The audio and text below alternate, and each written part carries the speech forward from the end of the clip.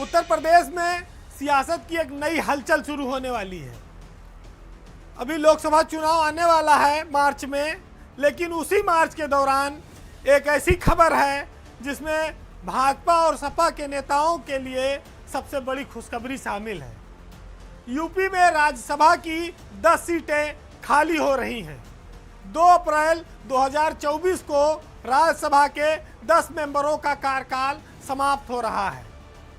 अब आप सोचिए कि अप्रैल में जब कार्यकाल समाप्त हो रहा है तो 1 महीना पहले यानी 2 मार्च तक ये चुनाव करा लिए जाते हैं। चुनाव आयोग इसकी तैयारियों में भी जुट गया है।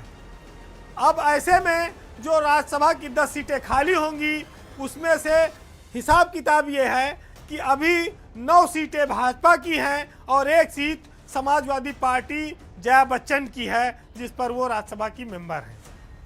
लेकिन 9 और 1 का जो अनुपात था इस बार वो थोड़ा से अलग है, क्योंकि उस समय बीजेपी की योगी की पहली सरकार थी। उस समय बीजेपी के पास विधायकों की संख्या बहुत ज़्यादा थी, इस वजह से उन्होंने 10 में से 9 सांसद जितवा लिए। इस बार ऐसा नहीं है।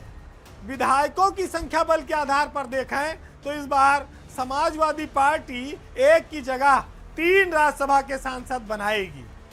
यहाँ पर यह फैक्टर इंपॉर्टेंट हो जाता है कि जब बीजेपी के 9 लोग रिटायर हो रहे हैं तो उनमें से अधिकतर की कोशिश होगी कि वो दोबारा रिपीट हो जाएं, लेकिन रिपीट होने के लिए कुल 7 ही लोग जा पाएंगे इस बार बीजेपी से। तो 2 को ऑलरेडी बैठना पड़ेगा और उन 7 में से कितने पुराने चेहरों को मौका मिलेगा, ये भी एक बड़ी अपने आप में किस्मत की बात होगी। समाजवादी पार्टी के पास इस समय 109 विधायक हैं और राष्ट्रीय लोक दल के पास भी 9 विधायक हैं जो सपा की सहयोगी है। इन दोनों को मिलाकर समाजवादी पार्टी के पास 118 विधायकों का समर्थन मौजूद है। 37 विधायक 1 सांसद चुनेंगे तो उस आधार पर समाजवादी पार्टी 3 सांसदों को आराम से जिता ले जाएगी।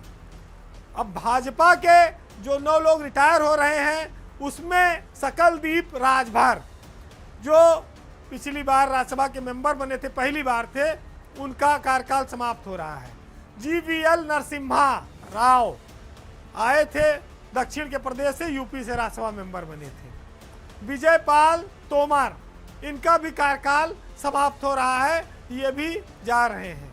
हरनाथ सिंह यादव, इनका भी कार्यकाल समाप्त हो रहा है।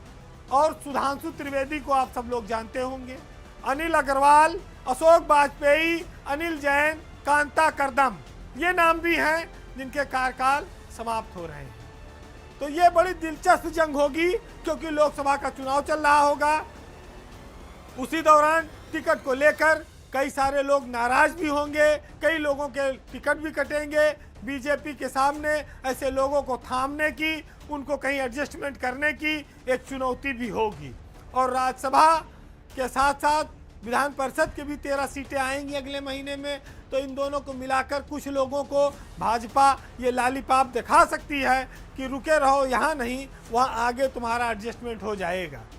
तो ये सब समीकरण गुणा भाग हैं, लेकिन खबर बहुत रोचक है क्योंकि सियासत में वही लोग कामयाब माने जाते हैं जो या तो चुनाव जीत कर आए या किसी सदन के मेंबर हो। बहरहाल पावर सेंटर में आज इतना ही। जाते जाते हम मुनव्वर राना की कुछ लाइनों के साथ आपको छोड़ जाएंगे कि कागज के बने ताजमहल बेच रहे हैं, जो बाग के मालिक थे वो फल बेच रहे हैं।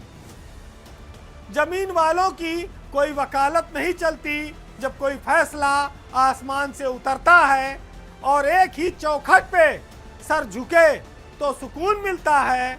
भटक जाते हैं वो लोग जिनके हजारों खुदा होते हैं। नमस्कार।